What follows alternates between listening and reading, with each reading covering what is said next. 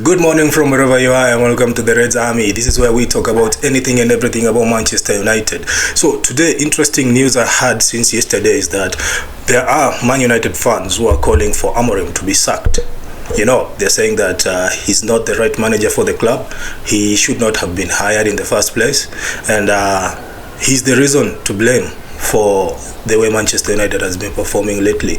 I know it's a bit ironic because we just sacked a manager a few months ago, and he brought in a replacement in the middle of the season. I mean, Amorim himself wanted to come after during the summer transfer window. He wanted to come then, but it seems like the bosses or the people at the top wanted him to come early so that he can assess the club.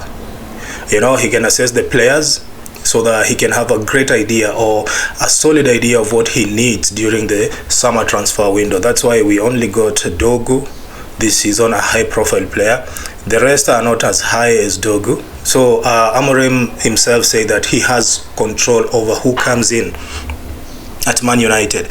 It seems like he has control over who also leaves Man United, given that he had a problem with Marcus Rashford. They had a problem. They had a falling out. Marcus Rashford himself was not performing as he should be, according to Amorim. He said that he would rather play the 64-year-old goalkeeping coach than than give somebody an opportunity who is not giving 100% in the training session. And then a few weeks later, Marcus Rashford is gone to Aston Villa. I mean, maybe the player himself requested to leave, or maybe Amorim himself said that, you know what, I can't work with this guy, I've tried everything and he's not actually the type of a player I want. And I know there are some people who are sad and are concerned about Rashford leaving, but I think it's for the best. If you look at how he has been performing the last few seasons, I don't think we are going to get Marcus Rashford, who debuted during Louis van Gaal. We are not going to get him back. That Rashford is gone. I mean, he has issues, he has personal issues he has to deal with. But again, if your issues affect the way you play football, then I think you better step away from football for a while. And if you look at Manchester United and Aston Villa, I don't mean to disrespect Aston Villa. Aston Villa is a huge club, but our fan base is actually bigger, way bigger than Aston Villa, which means a bigger fan base attract more criticism and pressure. So Rashford's conditions, his personal life conditions, could not actually allow him to play for Man United because he would be under a microscope all the time. But the biggest issue is how he left. I mean, he should have left in good terms with the manager, because you don't know about the future. And again, to add salt to the injury, you saw what Sancho did. He posted under Rashford's post when he said when he posted that comment, freedom, which means players on Man United are not free. Or what does Sancho mean? Because Sancho represents a culture that has actually stagnated Man United. He has this personality. He's a good player, an excellent player. He can play good football, but his personality is not what we really need. We need somebody, even when you fall out with a club, you just go quietly. You don't go out there, trying to make the club look bad. Everybody knows when two people are not able to agree on something, or when two parties are not able to agree on something, they leave on mutual consent. Look at what happened to Mourinho. Mourinho left Man United. Yes, he was angry, he was bitter, he felt like he was betrayed by his players and the board did not back him up. But he left, and he has not been bad-mouthing Man United. Now, if you look at Sancho, he's not really what we want. And if you look at Rashford, I wish he could just put up a good performance. He'd still be at Man United. All we needed for him was to put up the performance. Put in the effort, put in the work. Everything else will follow after that. The body follows the mind. He needs to have that mentality, like, this is my club. I am one of the best people here in this club, one of the best players here. I have a huge following, a huge fan base. People trust me here. So I need to step up. everything else will fall into place, but he didn't. That's why he left. So back to the topic. It seems like a bunch of fans are frustrated about Amorim. Some of them were not even excited about him to be when he was appointed as Man United manager. Some felt it was too early for him to take on the job. But if you looked at the market, there was nobody else suitable for the job. Nobody else. Some of the high-profile managers, most of the high-profile managers were actually working.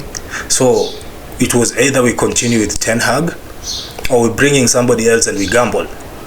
Continuing with Ten Hag wasn't an option because the dressing room was toxic. That was it. And the mood was also toxic. People were also tired of Ten Hag. He kept on promising and never delivered. So he had to go.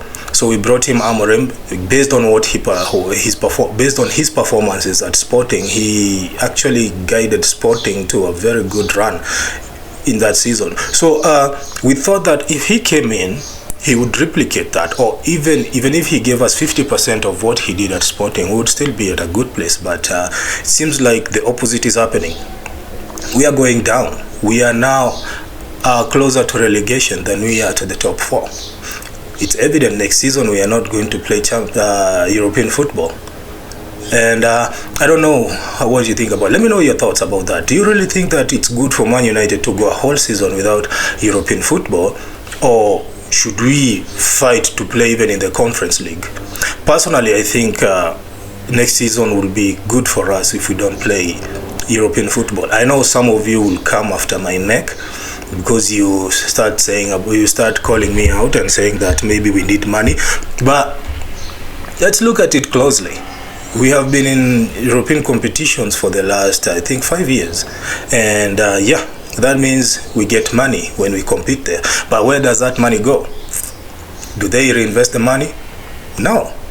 We start hearing stories during the year and that the Glazers took out dividends. This is the money that it's generated by the club. They took it. So why would we be in a competition where our players only have to fight? And then you see, when we play in the European competition, it means our domestic competitions have to suffer because of the congestion. Okay, then we have to suffer injuries, we have to suffer setbacks, poor performances. At the end of the day, we don't win anything. We don't win the European title, we don't win the domestic title. The only titles we win are the cup titles, like the FA or the Carabao. I think it would be beneficial for Man United next season to be away from European football. We just focus on domestic football. You know why? I'm not big on analogies, but I'm the kind of a guy who believes that when things are falling apart, when you are losing everything, it's best to first of all isolate yourself and remain calm so that you can take control back, so that you can reestablish control. And Man United right now, we are going through a crisis. It's a chaotic time. And if you throw in European football at this particular moment, then we are going to sink even deeper. I think we need to isolate ourselves from the European football. Those are my thoughts. Those are my thoughts. I think we should isolate ourselves from the European football for a season so that we can stabilize the team, so that we can be able to see what's going on. Because right now we are more focused on performance. We keep on missing the crucial things which are causing these performances to keep getting poor. We need to identify what's the problem. And personally, I don't think the problem is the manager. Those are my personal thoughts. I don't think the problem is the manager. I mean, if you look closely, we have managed to hire and sack managers in the last 10 years, and none of them have been able to go past a certain obstacle. Okay? It seems that there is an obstacle somewhere limiting managers from crossing over to bringing back the glory days. And that's the obstacle that we need to look into. And I'm beginning to see people are waking up and they realize that the problem is not the manager. Okay? The problem is not the players, because we got some really nice players there. The problem is the management, the people who run the club. These are the problem. These are the problems. We need to identify which department or which section of the leadership is actually causing problems. Ineos came in and they promised us that we are going to see huge changes, and nothing has happened. They have actually become Glazers 2.0. They are in bed with the Glazers, and they're actually not talking to the fans. They're not communicating. I've made a video about this, so make sure you watch. I've made a video where I believe that the Ineos actually betrayed the Man United fan base.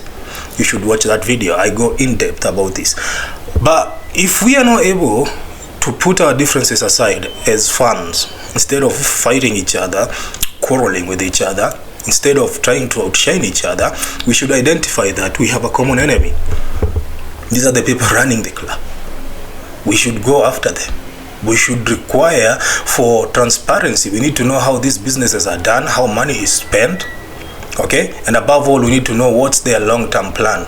Are they just there to take the money, or are they there to build something? Because Man United, despite the performances that we have been able to see recently, Man United is still a huge club. It still commands a lot of respect. It still commands a lot of trust.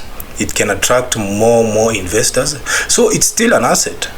It's not yet dead, but these people want to take it to the grave, but we cannot allow that. It's a huge club. I have been a Man United supporter for more than 20 years. That's more than half my lifetime. Okay, there are those who have been Man United fans for 50 years. There is a lot of time we have invested in this club to allow a few billionaires to come in and start dictating or even ruining something that has been part of our lives all this long. Okay, so about Amorim being sacked, I don't think it's going to happen. I don't think it's going to happen. It's going to be very expensive, and you know the Glazers and Ineos, they don't like spending money. It's evident what happens during the transfer window.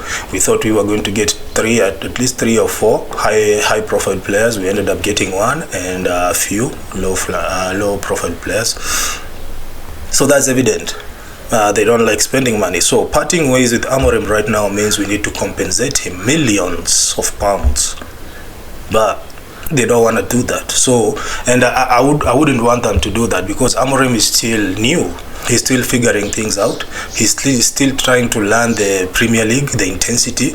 And I think if we give him enough time and the support, he might be able to deliver something, but not this season. This season we are doomed. This season, actually, I think we are going to finish around at the bottom. The middle of the table. We are not going to finish at the bottom, but we are very close to relegation. That's what is threatening me every day. It scares me knowing that Man United is just 8 points. 8 from relegation. 8 points. That means those are just 3 games. If we lose 3 games in a row, yeah, it's gonna be disastrous. And then we need to look at the players. Why are they not motivated to play? Is there anything happening behind the scenes that's causing all these problems? We also need to look at the management. What are they planning for Man United? There have been a lot of talks about the stadium, renovating Carrington. All these are talks, but we want direction. We want you guys to tell us what we are going to get. We are going to get in the next season. Okay, we want you guys to tell us what we are going to get in the next transfer window. Who are we looking into? What kind of players are we focusing on? Has the manager identified the problem with the squad? What does it need? So I made a few notes here, but I'm not going to go through all of them right now. So it seems like, according to Fabrizio Romano, it seems like next season we are going to let go of 4 players who are out of contract, or who will be out of contract by then. Casemiro will be gone, Lindelof will be gone, Johnny Evans will be gone, and Eriksen will be gone. So those are 4 outgoings, which means we need 4 replacements for these people. The reason why we need 4 replacements is because Casemiro and Eriksen play in the midfield, and this is the area that we have struggled with. This is our backbone, and it's very weak. Our midfield is very, very, very, very weak. We need to improve on that. So if we let go of 2 players, despite the age and despite knowing that they cannot be who they used to be, those days are gone, but they are still good players. You can still throw them in during the cup competition or the FA Cup, the Carabao, or whatever, and they'll still perform, but they cannot perform at the high levels or the high intensity like when we play against Liverpool or Man City or Arsenal. So they're still significant, but not that important, but they must be replaced. You must replenish the squad. Okay, so when you cut 4 players out, you need to bring in 4 young and hungry players. So Lindelof and Evans, of course, Johnny Evans was a short-term plan. I'm even surprised that he's still there. But him leaving during summer, it makes sense because I think he served the purpose. He's a great lad. He plays well. He's still a Man United through and through. And Lindelof, it didn't work out. I mean, I'm even surprised he's still a Man United as well. He didn't work out, so I think it's best for him to go out there and look for opportunities. But still, these players must be replaced, you know, so that we can get the depth in the squad. Okay. So let me know your thoughts about Amorim. Do you think it's time for him to go? Let me know your thoughts in the comment section, and if you haven't subscribed to the channel, please kindly take a second to subscribe. It only takes a second. I'm sorry for sounding like a broken record. This is a new channel. As you can see, we're trying to grow and reach as many people as possible so that we can build a small community here where we can be discussing such topics and more. And also make sure you watch the video where I go in depth about why I believe Ineos have betrayed Man United fans. I'll see you in the next video.